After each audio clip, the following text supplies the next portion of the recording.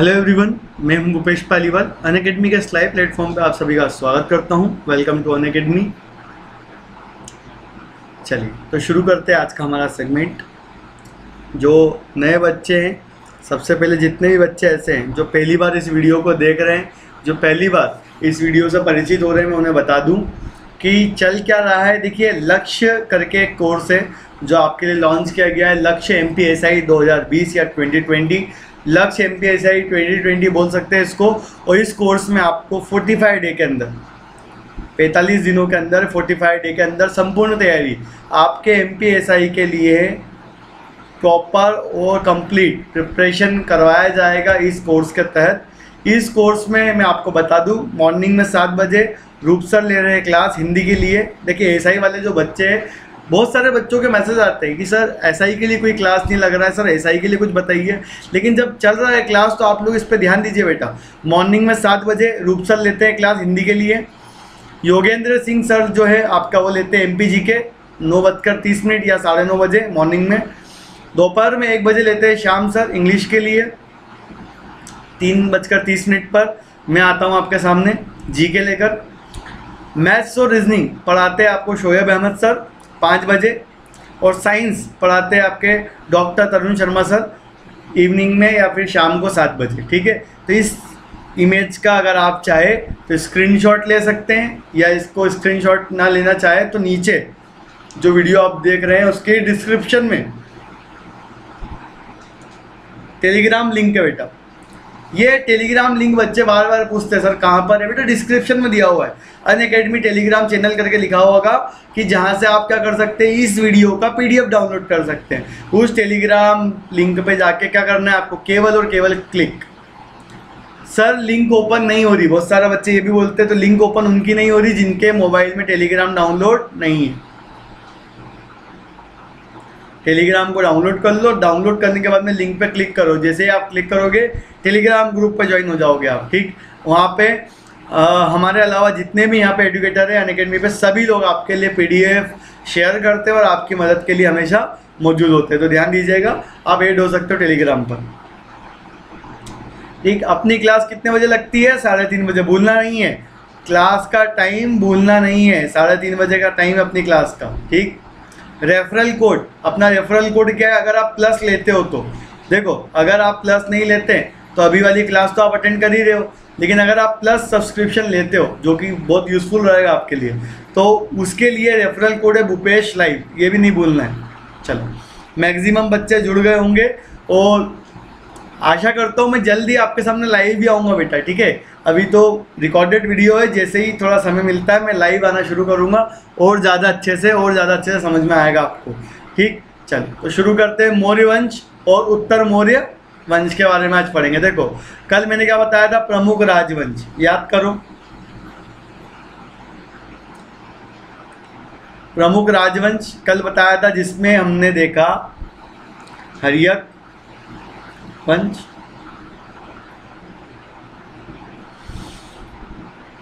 संस्थापक बिंबिसार। ठीक है, इसके बाद हमने देखा शिशुनाग वंश, संस्थापक शिशुनाग। आगे फिर हमने देखा नंद वंश और संस्थापक महापद्म नंद। इसके बाद में हर्यक वंश के संस्थापक बिंबिसार हो गए। हर्यक वंश का अंतिम शासक था नागदशक, जिसकी हत्या कर दी थी शिशुनाग ने। शिशुनाग वंश का अंतिम शासक था नंदीवर्धन, जिसकी हत्या कर दी थी नंद वंश के शासक महापद्मनंद ने। और नंद वंश के अंतिम शासक था घनानंद। अब घनानंद के बाद की कहानी आज हमको देखना है। आज हम क्या क्या देखेंगे? तो आज हम देखेंगे घनानंद के बाद में मौर्य वंश। मौर्य वंश के बाद में हम देखेंगे यहाँ पर शुंग वंश।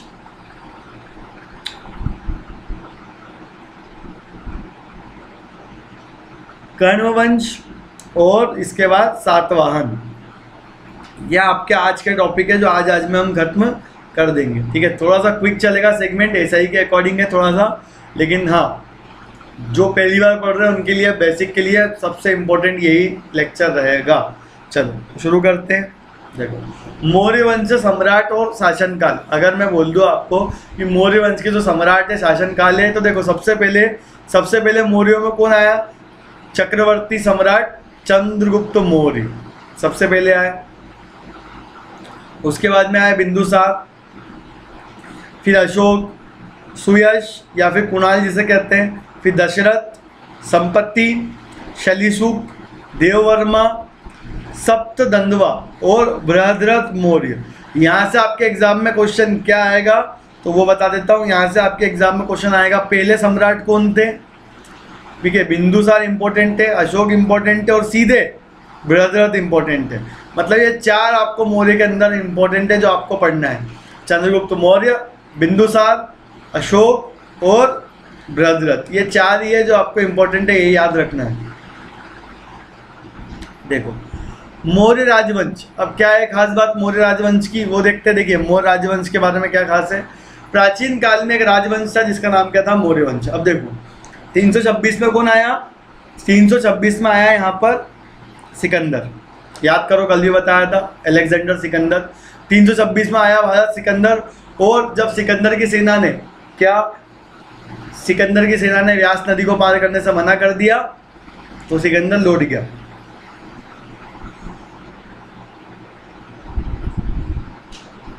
जब सिकंदर वापस लौट गया उसके दो रीज़न दिए गए। क्या दिए गए? दो रीज़न, मैंने कल भी बताया था। दो रीज़न देखो बेटा, एक रीज़न ये है कि सिकंदर की सेना थक गई थी, वो और लड़ना नहीं चाहती थी। दूसरा रीज़न, घनानंद की सेना को देखकर सिकंदर घबरा गया था, इस कारण से ऐसा बोल सकते हैं कि सिकंदर चला गया। लेकिन कहीं ना कहीं घनानंद जो था, नंद वंश का अंतिम शासक घनानंद, नंद वंश का राजा घनानंद, धननंद या घनानंद। देखो बेटा ये जो घनानंद है इसके काल में एक बात देखी गई है कि प्रजा सुखी नहीं थी। इसके समय में कुछ भी अजीबोगरीब तरीके से टैक्स लगाया गया, ठीक है, प्रजा सुरक्षित नहीं थी। तो इसी बात को ध्यान में रखते हुए देखो क्या लिखा है यहाँ पर, देश को इस समय एक ऐसे व्यक्ति की ज़रूरत थी जो मगध की रक्षा कर सके, रक्षा में वृद्धि कर सके, विदेशी आक्रमण से बचा सके। और ऐसे समय में कौन उठकर आया? चंद्रगुप्त मौर्य। पर जब भी चंद्रगुप्त मौर्य इतिहास में आप देखेंगे, चंद्रगुप्त मौर्य इतिहास में जब भी आप देखेंगे तो ये अकेला कभी भी नहीं आएगा, साथ में आएंगे कौटिल्य।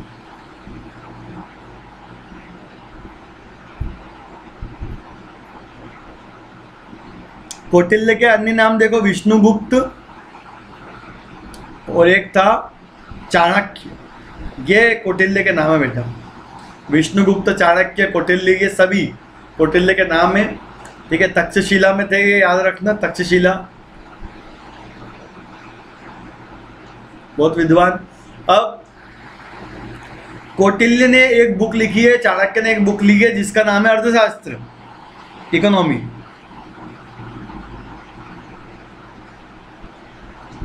चलो तो आज का क्वेश्चन नंबर पहला क्या है, ध्यान से सुनना। कौटिल्य का अर्थशास्त्र या फिर चाणक्य का अर्थशास्त्र किस चीज से संबंधित है? उसमें किस सब्जेक्ट के बारे में बात की गई है? जियोग्राफी, पॉलिटी, इकोनॉमी और हिस्ट्री। जो अर्थशास्त्र है उसमें किस बात की वर्णन किया गया है, मैं एक बार आपको क्वेश्चन लिख देता हूं ताकि आपको बाद में कंफ्यूजन ना हो।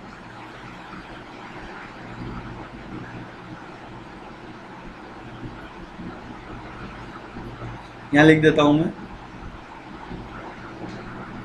कौटिल्य का अर्थशास्त्र किससे संबंधित है, किससे रिलेटेड है, किससे संबंधित है? चलिए, ए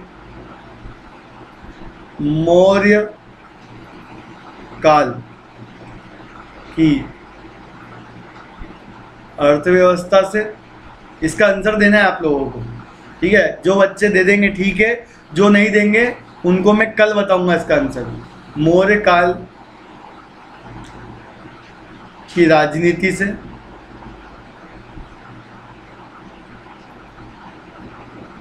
मौर्य के पूर्व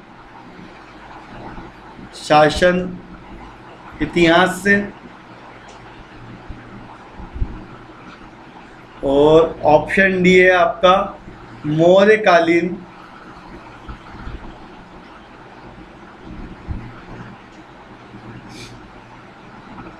भौगोलिक स्थिति से। ठीक है, इस क्वेश्चन का आंसर जरूर देना सभी लोग। जो बच्चे लाइव कमेंट में देंगे वो तो ठीक है ही, ठीक है, और जो बच्चे कमेंट में देंगे तो देखो बेटा, आजकल तो नया फीचर दे दिया है फेसबुक ने, आपके यूट्यूब ने, कि लाइव चलती हुई क्लास में भी आप जो नॉर्मल कमेंट है वो भी कर सकते हो। आपके वीडियो के जस्ट नीचे आप कमेंट देखेंगे तो ये कमेंट में देना, लाइव चैट में मत देना बेटा आंसर, कमेंट में आंसर देना इसका। ये कौटिल्य का अर्थशास्त्र किससे संबंधित है, ठीक है, कमेंट में देखूंगा मैं। ठीक, चलो तो बढ़ते हैं हमारे मेन टॉपिक पे फिर से ध्यान से। ये भी जरूरी है, बहुत इंपॉर्टेंट क्वेश्चन है बेटा ये। तो कौटिल्य की मदद से चंद्रगुप्त मौर्य ने क्या किया, घनानंद को हराया, और हराने के बाद में नया वंश जिसके नाम क्या था, मौर्य वंश, नाम क्या था, मौर्य वंश की स्थापना करी। अब मौर्य वंश की स्थापना करी चंद्रगुप्त मौर्य ने, लेकिन चंद्रगुप्त मौर्य के अलग अलग जगह पर अलग अलग नाम देखने को मिलते हैं, जैसे जस्टिन,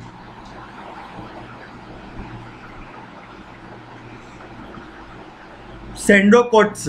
क्या बोला है जस्टिन ने, ये आपके एग्जाम में सीधे सीधे पूछा जाने वाला प्रश्न है बेटा। सेंड्रोकोट्स किसे कहा गया, चाणक्य, चंद्रगुप्त मौर्य, अशोक और बिंदुसार। तो आपको पता होना चाहिए सेंड्रोकोट्स किसे कहा गया है, चंद्रगुप्त मौर्य को। ऐसे प्रश्न आपको यहाँ से याद करने पड़ेंगे, वन लाइनर इससे बनता है। जस्टिन ने किसे सेंड्रोकोट्स कहा है, चंद्रगुप्त मौर्य को सेंड्रोकोट्स कहा है जस्टिन ने। इसी के हिसाब से देखो सेंड्रोकोट्स कहा है जस्टिन ने, लेकिन बहुत सालों तक लोगों को पता नहीं था बेटा कि जस्टिन की किताब में जो बार बार सेंड्रोकोट्स कहा गया वो किसे कहा गया है। बाद में जाकर विलियम जोन्स,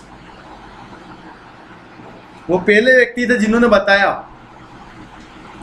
कि बार बार जिसे सेंड्रोकोट्स कहा जा रहा है वो और कोई नहीं, चंद्रगुप्त मौर्य है।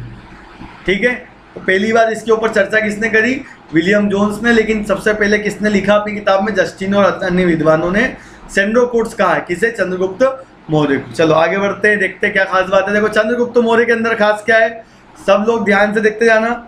ठीक है, ज़्यादा परेशान होने वाला टॉपिक नहीं है, आराम से समझ में आएगा। देखो चंद्रगुप्त मौर्य या चंद्रगुप्त मौर्य का जो मौर्य वंश था उसका क्या है, सबसे पहले तो उसकी जाति। ये एक विवादित प्रश्न है कि चंद्रगुप्त की जाति क्या थी या किस कास्ट से था वो।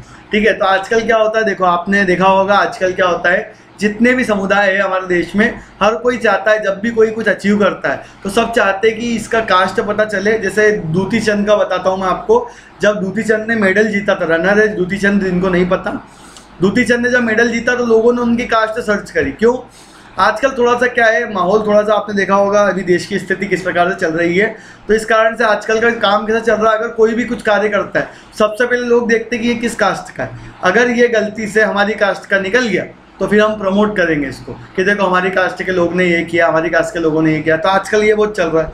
तो उसी प्रकार से चंद्रगुप्त मौर्य के जो कास्ट थे या किस जाति के थे वो, इसके ऊपर विवाद है, विद्वानों का विवाद है, मतभेद है इसमें। क्यों, कुछ लोगों का कहना है कि ये क्या थे, तो ये निचले कुल के थे, निचली जाति के थे, और कुछ लोगों का कहना है कि ये अपर कुल के थे, लेकिन ये बचपन में अपने कुल से बिछड़ गए थे। तो इसी बात को ध्यान में रखते हुए देखो क्या लिखा है, चंद्रगुप्त के वंश या जाति के संबंध में विद्वानों में एक मत नहीं है। ठीक है, कुछ विद्वानों ने या ब्राह्मण ग्रंथों, मुद्रा राक्षस, विष्णु पुराण, ये तीन में क्या हुआ है, 10वीं शताब्दी में ढूंढीराज द्वारा लिखित मुद्रा राक्षस, ठीक है, इन चारों के अंदर क्या है, चंद्रगुप्त को क्या बताया, क्षुद्र। जिस समय चंद्रगुप्त जब राज किया या निर्माण में तत्पर थे, तो सिकंदर का जो महान सेनापति था, नाम क्या था उसका, सेल्यूकस निकेटर। ठीक है, तो सेल्यूकस निकेटर जो था वो भी अपना कार्य कर रहा था। तो देखो बेटा, कार्य कर रहा था मतलब क्या कर रहा था, तो मैं आपको बता देता हूँ लॉजिक क्या है सेल्यूकस निकेटर का। देखो अभी आप जो भारत देखते हैं, ध्यान से समझना, क्योंकि ये वाले डायग्राम के अंदर आने वाले समय के अंदर, ठीक है, बहुत सारी चीज़ें आपको यहीं से क्लियर हो जाएगी इसी डायग्राम से। तो प्लीज़ सभी लोग इस डायग्राम को बड़े ही ध्यान से देखें बेटा। देखो ऐसा कुछ दिखता है ना हमारा भारत, ठीक। तो देखो उस समय तो भारत अलग अलग हिस्से थे नहीं बेटा भारत के, तो उस समय तो यहाँ पे एक पाकिस्तान नामक जगह भी हमारे से जुड़ी हुई थी, ठीक। अब एक नदी बना रहा हूँ मैं, ध्यान से मैप पे देखते जाना। यहाँ पे एक नदी थी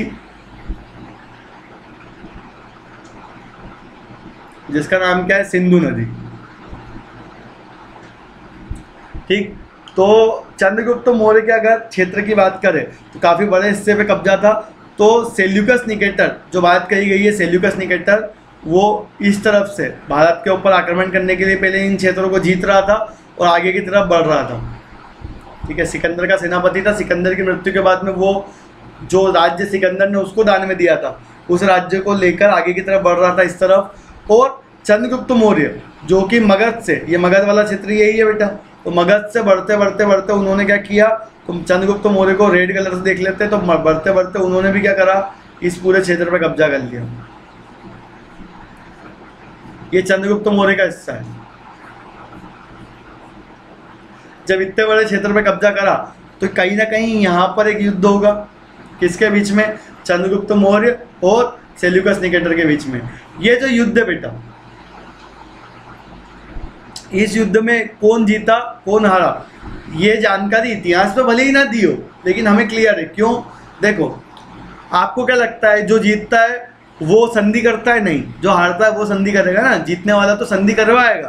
तो क्या हुआ, इस युद्ध का परिणाम भले इतिहासकारों ने नहीं लिखा है, लेकिन इस युद्ध के बाद में जो सेल्यूकस निकेटर था उसने अपनी पुत्री, नाम क्या था, हेलिना, तो उसने अपनी पुत्री हेलिना का विवाह किससे कर दिया, चंद्रगुप्त मौर्य से। तो आप भी जानते हैं और मैं भी जानता हूं कि कोई भी राजा हारे हुए राजा को अपनी पुत्री क्यों देगा, हारे हुए राजा को अपनी पुत्री से शादी क्यों करवाएगा। तो कुल मिलाकर इसका मतलब ये है कि सेल्यूकस निकेटर यहाँ पे हार गया था और उसने संधि के तौर पे अपनी पुत्री का विवाह चंद्रगुप्त मौर्य से करवा दिया था। देखो ये क्षेत्र आता है चंद्रगुप्त मौर्य के विजय क्षेत्र में। कौन कौन से हिस्से आते हैं देखो ध्यान से, हिरात, कांधार, बलूचिस्तान, मकरान, सिंधु नदी क्षेत्र, काबुल, देखो कुरु, पांचाल, ये मैंने कल बताया था ना, कौशल, पाटलिपुत्र, अंग, मगध, उज्जैनी, ये पूरा क्षेत्र किसके अंडर में आता था, चंद्रगुप्त मौर्य के अंडर में आता था। कल मैंने बताया था आपको। तो ये कुल मिलाकर ये जो मैप है ये पूरी पीपीटी है। तो अगर ये पीडीएफ फॉर्म में आपको चाहिए, अगर ये जो स्लाइड जो आप देख रहे हैं, तो टेलीग्राम का लिंक नीचे दिया हुआ है बेटा, टेलीग्राम पे ऐड हो जाओ अगर इसका पीडीएफ चाहिए आपको, ठीक। तो इसका पीडीएफ टेलीग्राम पे डाला जाएगा। चलो आगे बढ़ते हैं ध्यान से। अब स्तंभ अ, स्तंभ ब। अब आपको करना क्या है बेटा, ये एक मेज दो कॉलम है, जोड़ी जमाना है।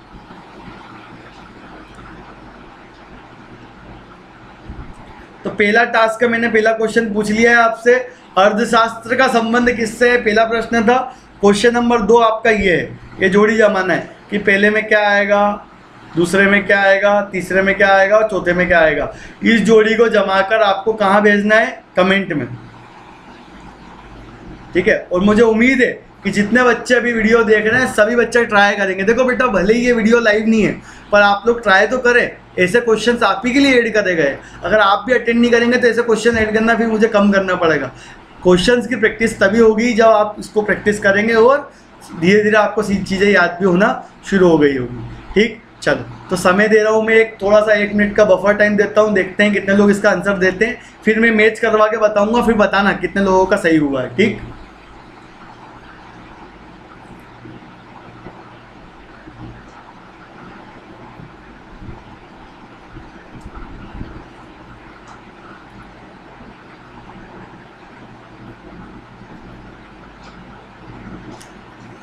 चलिए तो अब मैं सही आंसर बताता हूं, देखना कितने लोगों का सही हुआ है। पहला है मत्स्य, कल पूछा था ये क्वेश्चन, मत्स्य का आंसर आएगा विराटपुर। तो पहले का ब, ठीक है। दूसरा अंग, अंग का चंपा द, तो दूसरे का द चंपा। तीसरा वत्स, वत्स का क्या आएगा, कौशंबी। तीसरे का ए या अ, और सूरसेन का क्या बचा है, मथुरा, चौथे का स। उम्मीद है मुझे आप लोगों ने सबने इस तरीके से कमेंट में लिखा होगा। ठीक, आगे एक क्वेश्चन और पूछूंगा, उसका आंसर मैं अभी नहीं बताऊंगा, उसका आंसर आप लोग बताना, मैं कमेंट में चेक करूंगा, ताकि आपको एक आइडिया भी हो गया कि ऐसा क्वेश्चन मैं पूछूंगा। और कल से रेडी रहना, कल से सब लोग पढ़ाई करके आना, क्योंकि मैं आपसे ये पूछने वाला हूँ। सेगमेंट बेटा लगातार इस प्रकार से ही चलेगा आपका, और आप लोग एक्टिव हो जाओ। चलो आगे बढ़ते हैं। बिंदुसार, अब क्या है बिंदुसार के बारे में खास, वो देखो चंद्रगुप्त की मृत्यु के बाद में, या चंद्रगुप्त के बाद में, चंद्रगुप्त ने क्या किया, चंद्रगुप्त ने, मौर्य जो थे उन्होंने जैन धर्म अपना लिया। क्या अपना लिया, जैन धर्म। और जैन धर्म अपनाकर, जब मैंने आपको जैन धर्म पढ़ाया था, याद करो, दिगंबर और श्वेतांबर पढ़ा था, तो मैंने बताया था कि क्या हुआ था, मगध पर अकाल पड़ा था। तो मगध के अकाल के कारण जैन धर्म के जो संत थे उसमें से एक थे आपके भद्रबाहु, और भद्रबाहु चंद्रगुप्त मौर्य के साथ में और अपने अनुयायियों को लेकर कहाँ चले गए थे, दक्षिण में। तो वही समय में जब वो लोग कहाँ चले गए थे, साउथ में या दक्षिण में चले गए थे अकाल के समय, तो श्रवण बेलगोला गांव जो है आपका, ठीक है, वहाँ पर चंद्रगुप्त मौर्य ने उपवास के जरिए क्या कर दिया था, अपना देह त्याग दिया था। जब उन्होंने देह त्याग दिया, शरीर त्याग दिया, तो उनके बाद में देह त्याग करने के बाद में राजा कौन बना, उनका पुत्र बिंदुसार राजा बना। अब बिंदुसार के बारे में सबसे खास क्या है, बिंदुसार के बारे में सबसे खास है उसके निकनेम, उसके उपनाम। देखो यूनानी लेखकों ने उसका नाम क्या रखा है, अमित्र कैटे, नाम क्या रखा, अमित्र कैटे। विद्वानों के अनुसार अमित्र कैटे का मतलब क्या होता है, अमित्र घात, अमित्र खाद, या शत्रुओं का नाश करने वाला। देखो बेटा, एक होता है अजात शत्रु, ध्यान से सुनो, एक होता है अजात शत्रु, मतलब जिसका कोई शत्रु ना हो। अमित्रघात मतलब शत्रुओं को मार देने वाला, ठीक है, शत्रुओं को मार देने वाला। तो दोनों अलग अलग है बेटा, याद रखना। तो अमित्रघात या अमित्रघात मतलब शत्रुओं को मार देने वाला, शत्रुओं का नाश कर देने वाला। तो ये बिंदुसार को कहा जाता है। ठीक, अब स्ट्रेबो के अनुसार, अब स्ट्रेबो ने क्या कहा है कि सेल्यूकस जब था, सेल्यूकस, तो सेल्यूकस के बाद में जो उसका पुत्र हुआ सेल्यूकस का, उसका नाम था एंटियोकस। क्या नाम था, एंटियोकस प्रथम। तो एंटियोकस प्रथम ने क्या किया, अपना राजदूत, ठीक है, कहाँ भेजा, चंद्रगुप्त मौर्य के बाद में बिंदुसार के राज दरबार में भेजा। डायमेकस नाम था। ठीक, डायमेकस आया कब, बिंदुसार के राज दरबार में। ये एग्जाम में पूछा जाता है बेटा, डायमेकस किसके दरबार में था, बिंदुसार के दरबार में था। किसने भेजा था, एंटियोकस ने जीता था। एंटियोकस कौन था, तो स्ट्रेबो के अनुसार सेल्यूकस का उत्तराधिकारी था। ऐसे आपको याद करना पड़ेगा। चलो आगे बढ़ते हैं। अगला राजा क्या है आपका, अशोक, महान अशोक, अशोक राजा अशोक। देखो अशोक के बारे में खास क्या है, प्राचीन काल में, ध्यान से देखना, देखो भारत में मौर्य राजवंश एक प्राचीन राजवंश सबको पता है, और उसी के अंदर एक महान राजा हुआ। नाम क्या है, उसके उपनाम क्या है, तो जैसे उसका उपनाम था अमित्रघात, उसी प्रकार से अशोक के नाम क्या है, देखो ध्यान से, देव नाम प्रिय,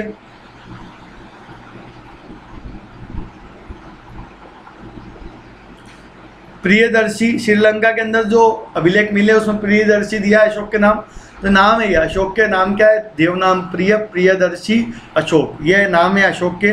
अब उसके समय मौर्य राज्य में हिंदू कुश श्रेणियों से लेकर दक्षिण में गोदावरी, मैसूर, कर्नाटक और पूर्व में बंगाल और पश्चिम में अफगानिस्तान तक क्षेत्र पहुंच गया था। अब ये क्या बातें कह दी इसने, तो वो बता देता हूँ। कुल मिलाकर कहने का मतलब ये है कि देखो एक छोटा सा यहाँ पे रफ मैप देखो बेटा, ये आपका भारत रफ मैप पे थोड़ा सा देखो, थोड़ा सा अंडरस्टैंडिंग रखो।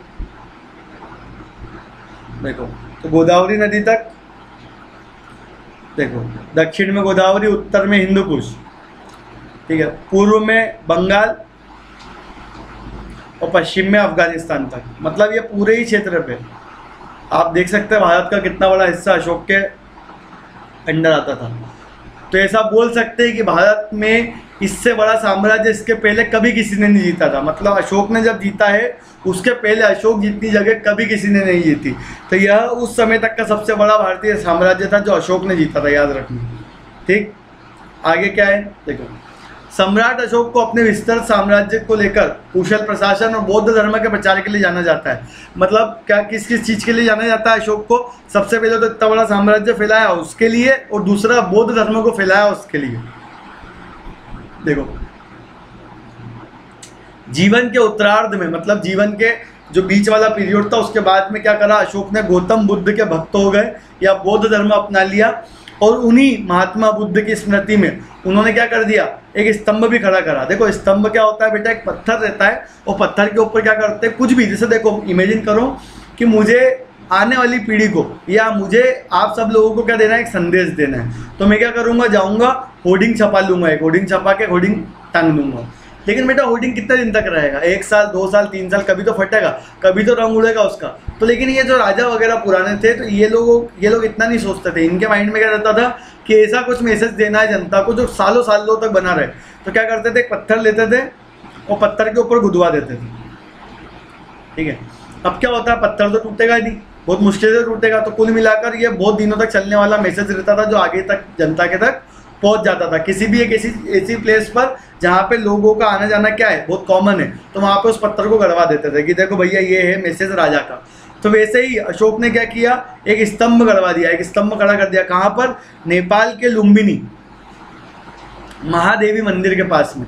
देखो बेटा, नेपाल में लुम्बिनी के अंदर ही जन्म हुआ था गौतम बुद्ध का, और वहीं पे ही अशोक ने क्या करा है? एक स्तंभ गड़वाया है महात्मा बुद्ध के लिए। इसके अलावा कहाँ कहाँ पे प्रचार प्रसार किया? तो देखो श्रीलंका, अफगानिस्तान, पश्चिम एशिया मतलब वेस्ट एशिया वाला पार्ट, मिस्र, यूनान, यहाँ सब अशोक ने क्या करा? अपने धर्म का या बौद्ध धर्म का प्रचार प्रसार करवाया। अशोक के अभिलेखों में प्रजा के प्रति कल्याणकारी दृष्टिकोण देखा गया है। मतलब अभिलेखों को जब भी पढ़ा जाता है अशोक का तो प्रजा के प्रति क्या मिलता है? एक दया वाला भाव मिलता है देखने को। अब एक बार ये देख लो फटाफट, ये अभिलेखों की जानकारी इस प्रकार से बेटा। देखो ये अभिलेख इस प्रकार से, देखो एक पत्थर गड़ा हुआ है और पत्थर के ऊपर इस प्रकार से सब गुदा हुआ है। देखो जूम करके जब देखोगे आप तो ऐसे देखो ये लिखा हुआ है। ठीक है, उस समय की लिपि जो है, उस लिपि के अंदर क्या है? ये सब चीज़ें लिखी हुई। चलो आगे बढ़ते हैं, ध्यान से देखो। आगे बढ़ने से पहले मैं बता दूं, फ्री टेस्ट। कुछ बच्चे पूछते हैं कि सर फ्री टेस्ट चाहिए या सर मॉक टेस्ट कहाँ पर दे? तो देखो बेटा, मॉक टेस्ट देना बड़ा आसान है। आप डाउनलोड करिए ऐप, और ऐप डाउनलोड करते ही आपको फ्री टेस्ट दिख जाएगा।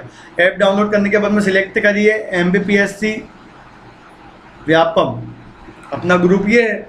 जैसे इस ग्रुप को सिलेक्ट करोगे तो फ्री टेस्ट दिख जाएगा। क्लिक करके ये दिखेंगे आपको ये टेस्ट इस प्रकार से। तो यहाँ अंदर जाके क्या कर देना? इनरोल। बस आपको करना क्या है? इनरोल। ये फ्री है, इसके लिए आपको सब्सक्रिप्शन लेने की भी ज़रूरत नहीं है। ये टेस्ट भी देना शुरू करो। चलो, इसके अलावा प्लस पर, अब ये बात है जो बच्चे सब्सक्रिप्शन लेना चाहते हैं उनके लिए। देखो बेटा, प्लस पर अपनी 2 क्लास अभी चल रही है, ये आने वाली है। एक तो देखो 25 अप्रैल से शुरू हो गई है, जिसके अंदर क्या चल रहा है? तो इंडियन, ठीक है, और MP GK ये चल रहा है, और यहाँ पे चल रहा है इंडियन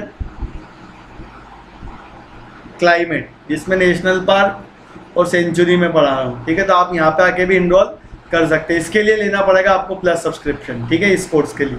चलो आगे बढ़ते हैं। टॉप एजुकेटर आपके लिए पढ़ा रहे हैं, टॉप एजुकेटर आपके लिए यहाँ पे टेस्ट बना रहे हैं, तो आप ये भी देख सकते हैं। देखिए सभी अपने अपनी फील्ड में एक्सपर्ट है, तो आप इसको यूज़ जरूर करें। इस चीज़ को इस स्क्रीन पे जो आप देख रहे हैं, इसके अलावा और भी एजुकेटर आपके लिए यहाँ पर। तो करना क्या है? आपको बस इसको फॉलो करते जाना है और लेक्चर देखते जाना है सबके, जो आपको समझ में आते जा रहे हैं उन्हें फॉलो करके आपको कंटिन्यू आपके स्टडी को बढ़ाते जाना है। ठीक, चलो आगे बढ़ते हैं। बिंदुसार।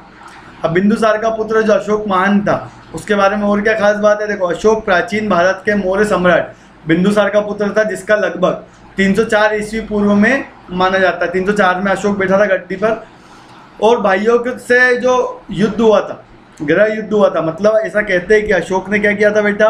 अपने 99 भाइयों को मारकर गद्दी पर बैठा था। ठीक है, शुरुआत में जब इन्होंने बौद्ध धर्म नहीं अपनाया था तब इन्हें चंड अशोक भी कहा जाता था। मतलब ऐसा अशोक जो बिल्कुल नहीं रुकता, मारकाट से लगातार अपने साम्राज्य को बढ़ाते जाता है। तो देखो, आरंभ में अशोक ने अपने पितामह मतलब अपने दादा चंद्रगुप्त मौर्य और पिता बिंदुसार की भांति युद्ध किया। मैंने बताया ना, बहुत साम्राज्य फैलाया, कश्मीर, कलिंग और अन्य जनपद जीते। ठीक है, सीमाएं कहाँ तक ले गया था? तो ईरान तक ले गया था। परंतु कलिंग जो युद्ध हुआ था ना बेटा, उसमें क्या हुआ था? तो हृदय परिवर्तन। सबको पता है कि कलिंग युद्ध में क्या हुआ था? हृदय परिवर्तन। कलिंग युद्ध में इतनी ज़्यादा मारकाट देख ली अशोक ने कि उसका हृदय परिवर्तित हो गया और उसने लड़ाई झगड़ा छोड़कर बौद्ध धर्म अपना लिया। तो इसको बोलते हैं हृदय परिवर्तन। देखो, कलिंग युद्ध में हुए नरसंहार, विजित देशों की जनता को कष्ट को देखकर अशोक की अंतरात्मा में तीव्र आघात पहुंचा और उसने क्या कर दिया? युद्ध की भीषणता के बाद में युद्ध नीति को त्याग दिया और दिग्विजय नीति मतलब पूरे दुनिया को जीत लूंगा, दिग्विजय नीति को छोड़ दिया उसने। और कौन सी नीति अपनाई? धम्म विजय नीति। मतलब मेरा धर्म को ही मैं इतना फैला दूंगा पूरे विश्व में कि सब बौद्धिज्म हो जाएंगे। यह अशोक ने सोचा और इसके ऊपर कार्य किया। अब देखो क्या है धर्म परिवर्तन। क्या है धर्म परिवर्तन? कलहण की राज तरंगिणी के अनुसार अशोक इष्ट देव भगवान का शिव की पूजा करता था। मतलब ऐसा नहीं है कि अशोक शुरू से बौद्धिज्म था। हमने देखा कि कलिंग के बाद में उसने बौद्ध धर्म अपनाया, तो उसके पहले वो क्या था? भगवान शिव की पूजा करता था।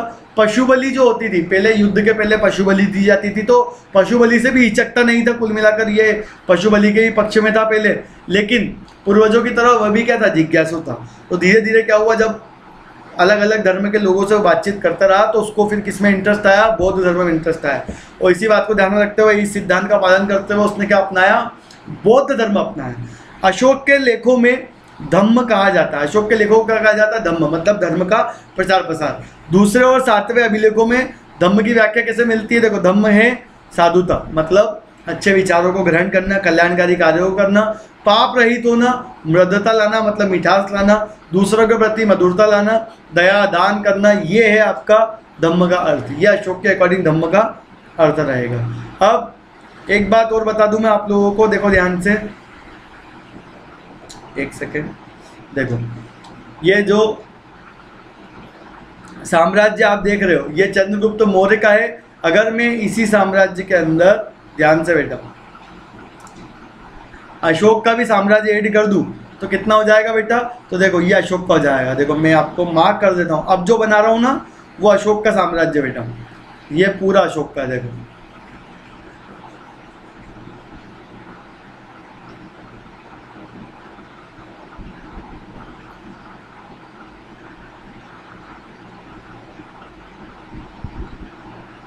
इतना इतना पार्ट अशोक का, मतलब अशोक ने दक्षिणी भाग पर भी हमला करके उसको भी जीत लिया, याद रखना। ठीक, अब अशोक के बाद में और क्या खास है वो भी देख लो। रुको एक सेकंड, एक स्लाइड छूट गई है शायद। हाँ देखो, अशोक का प्रचार, ये भी छूट गया था। देखो, ये चीज़ ध्यान से देखो, अशोक ने प्रचार प्रसार कैसे किया। देखो, अशोक ने धम्म के प्रचार के लिए बड़ी लगान मतलब लगन के साथ में उत्साह से काम किया। अपने पुत्र संघमित्रा, ठीक है, महेंद्र और संघमित्रा, महेंद्र उनके पुत्र का नाम है और संघमित्रा पुत्री का नाम है। तो अपने पुत्र महेंद्र और संघमित्रा को कहां पर भेजा था? श्रीलंका में। अशोक ने अपने बेटे महेंद्र और संघमित्रा को श्रीलंका में भेजा था धर्म के प्रचार प्रसार के लिए।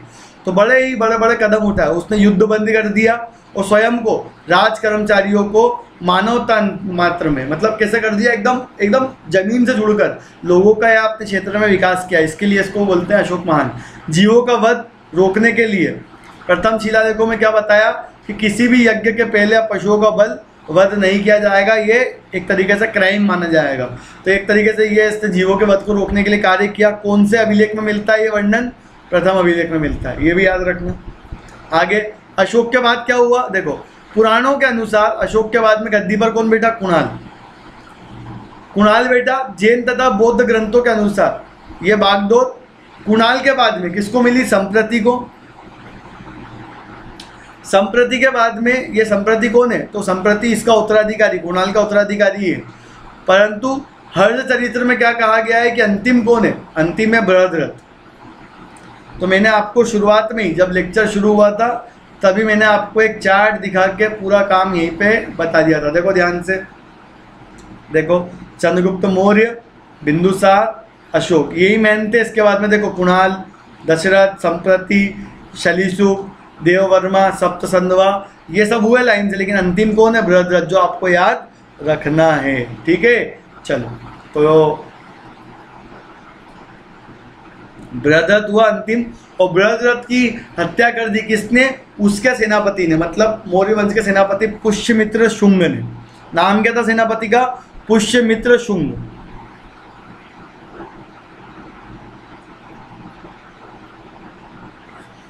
और सिंहासन पर बैठ गया।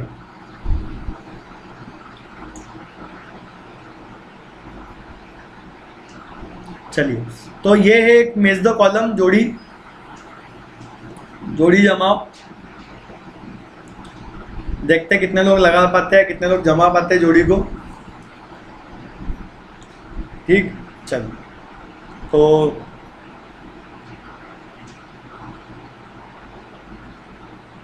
मैं 1 मिनट वेट करता हूँ, उसके बाद में मैं इसका आंसर बताऊंगा सही।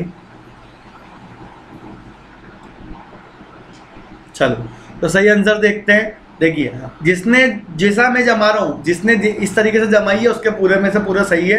हर्यक वंश के संस्थापक थे बिंबिसार अजातशत्रु। शिशुनाग वंश के संस्थापक थे शिशुनाग। नंद वंश के संस्थापक थे महापद्मनंद। मौर्य वंश के संस्थापक थे चंद्रगुप्त मौर्य। तो ये याद रखना, जिसने इसे जमाई है वो बिल्कुल सही है।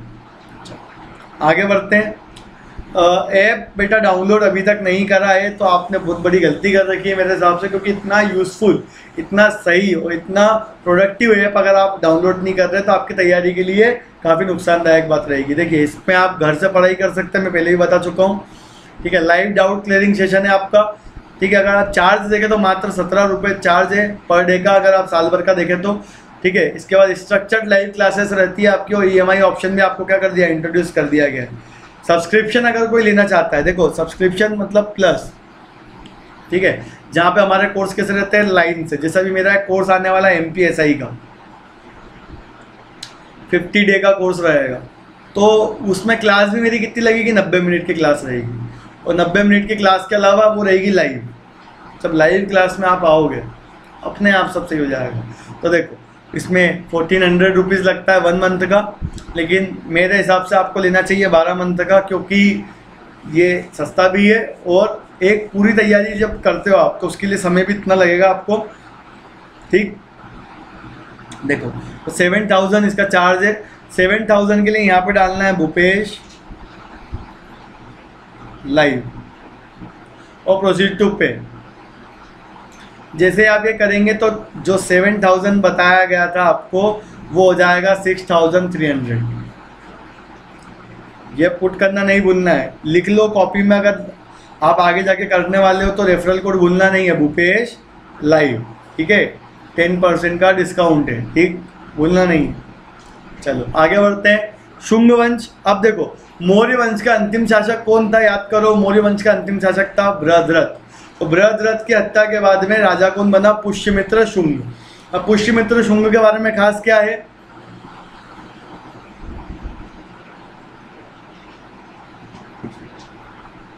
ध्यान से देखना।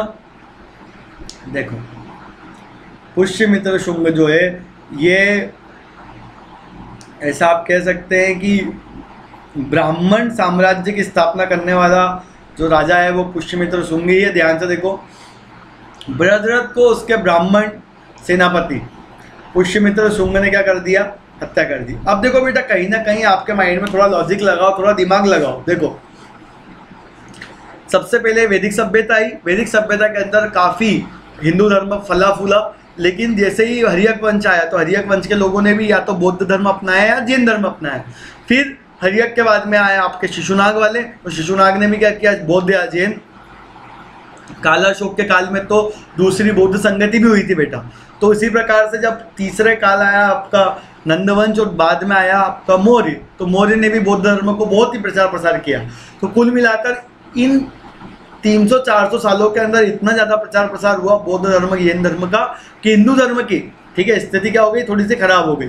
तो लेकिन जब पुष्यमित्र शुंग वापस आया तो उसने फिर से ब्राह्मण साम्राज्य या फिर हिंदू धर्म की क्या कर दी, आपकी नींव डाल दी, और फिर से उसने क्या कर दिया, साम्राज्य को खड़ा कर दिया। अब आपको शुंग वंश के बाद में कंटिन्यू, जब तक आपके मुगल या फिर जब तक आपके मुस्लिम आक्रमणकारी नहीं आएंगे, तब तक आपको ऐसे राजा मिलेंगे जो सबके सब क्या होंगे, या तो हिंदू में शैव होंगे या वैष्णव होंगे। ठीक है, अब बौद्ध और जैन वाले जो थे वो अब बहुत मिनिमम या बहुत कम मिलेंगे। ठीक है, अब आपको आपके हिंदू धर्म के राजा ज़्यादा मिलेंगे।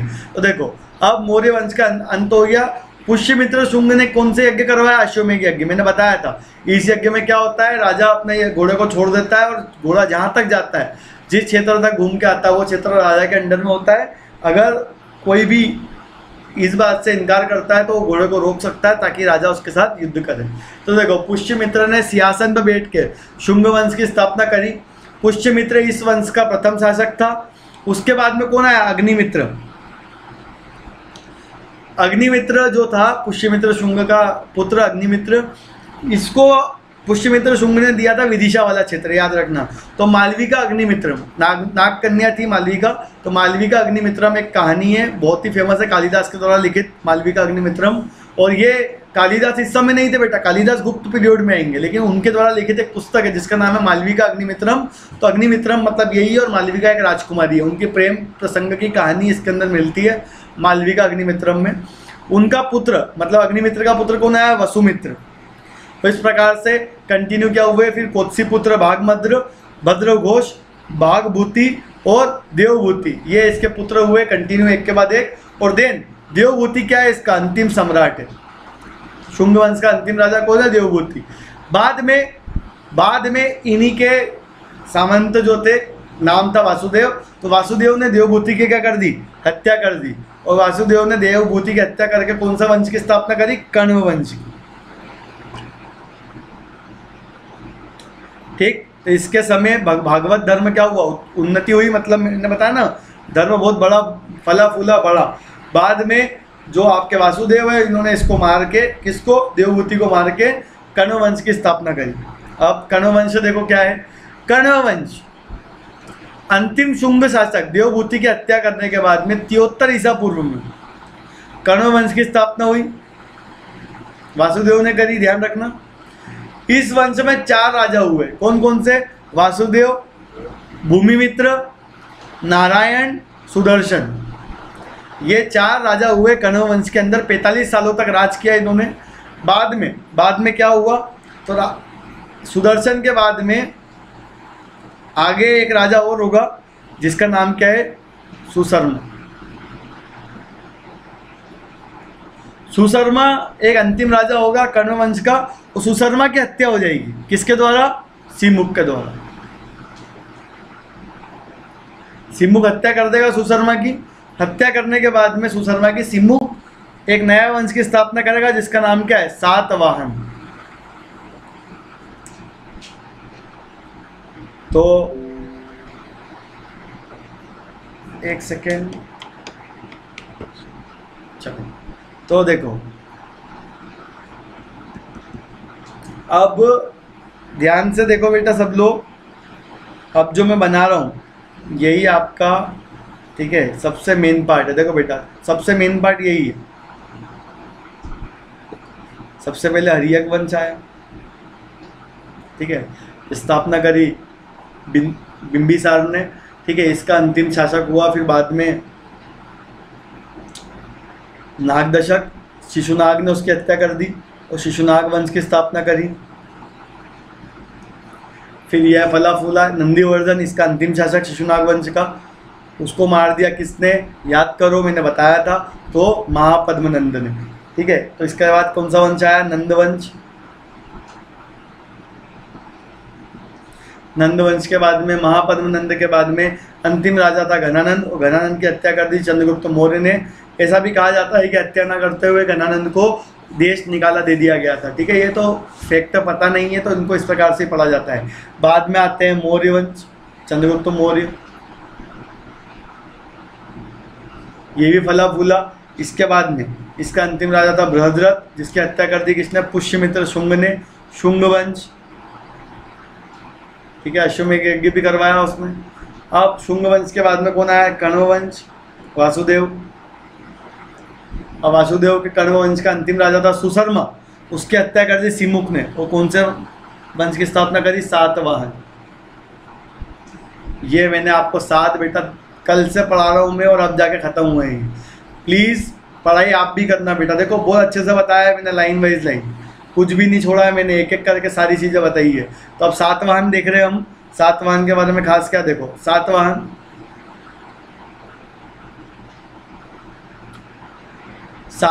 वंश। देखो सिमुक ने 27 ईसा पूर्व में सुशर्मा की हत्या कर दी और सातवाहन की नींव डाली पुराणों के अनुसार। अब पुराणों में क्या लिखा है? सातवाहन जो थे वही आंध्र थे, मतलब दक्षिणी क्षेत्र के जो थे सामंत थे। देखो मौर्य जब थे तब भी ये थे, ऐसा नहीं कि सातवाहन एकदम से उठ के आ गए। एक्चुअल में ये क्या थे? मौर्य वंश के समय में ये उनके सामंत थे। अब क्या हुआ? मौर्य के बाद में इतनी उठापटक हुई कि सातवाहनों ने देखा कि नए नए राजा आ रहे, नए नए लोग आ रहे, तो हम क्यों नहीं आ सकते। बाद में इन्होंने भी हमला करके क्या कर दिया? पूरे क्षेत्र पे कब्जा कर लिया। लेकिन खास बात यह है कि भले ही इन्होंने मगध को जीत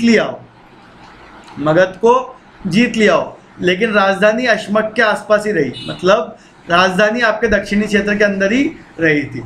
अब ये कहाँ से पता चलता है? नासिक के लेख से, मतलब नासिक का लेख किससे संबंधित है? सातवाहन से संबंधित है। सिमुक सतकर्णी, गौतमी पुत्र सतकर्णी, वशिष्ठी पुत्र पुलवामी, यज्ञश्री सतकर्णी, ये जितने भी लोगों के नाम आप देख रहे हैं ये सब राजा है, सातवाहन राजा। और इनके आगे जो नाम देख रहे हो आप, गौतमी पुत्र, ठीक है, वशिष्ठी पुत्र, ये इनकी माता का नाम है। मतलब वह कौन सा वंश था जो अपने नाम के साथ में अपनी माता का नाम जोड़ता था? ये एग्जाम में आया है। तो कौन जोड़ता था अपनी माता का नाम? सातवाहन वंश के राजा अपनी माता का नाम क्या करते थे? अपने साथ में जोड़ते थे। एक प्रश्न और आता है, सातवाहन जो वंश था वो कैसा था? मात्र सत्तात्मक था कि पितृ सत्तात्मक था? तो लिख कर आना कैसा था वो? पितृ सत्तात्मक था। माँ का नाम जरूर जोड़ा है, लेकिन राजा हमेशा राजा का बेटा बनता था, मतलब लड़के का बेटा लड़का, लड़के ही राजा बनते थे, लड़कियां नहीं बनती थी, केवल नाम जोड़ते थे माता का अपने नाम के साथ।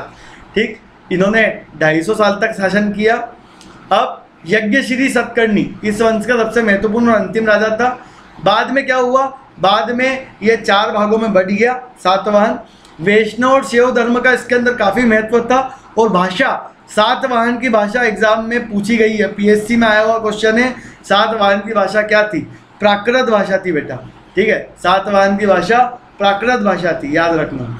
तो ये है आज के बारे में खास, और मैंने पूरी कोशिश करी कि आपको अच्छे से पूरे टॉपिक को कंप्लीट करवा दूं, और मुझे उम्मीद है कि आपको मज़ा आया होगा। तो अगर मज़ा आया है, अच्छे समझ में आया, तो वीडियो को लाइक कर दे, शेयर करें अपने दोस्तों में, जितना ज़्यादा आप कर सकते हैं, और जितने लोगों तक पहुंचा सकते हैं मुझे पहुंचा दीजिए।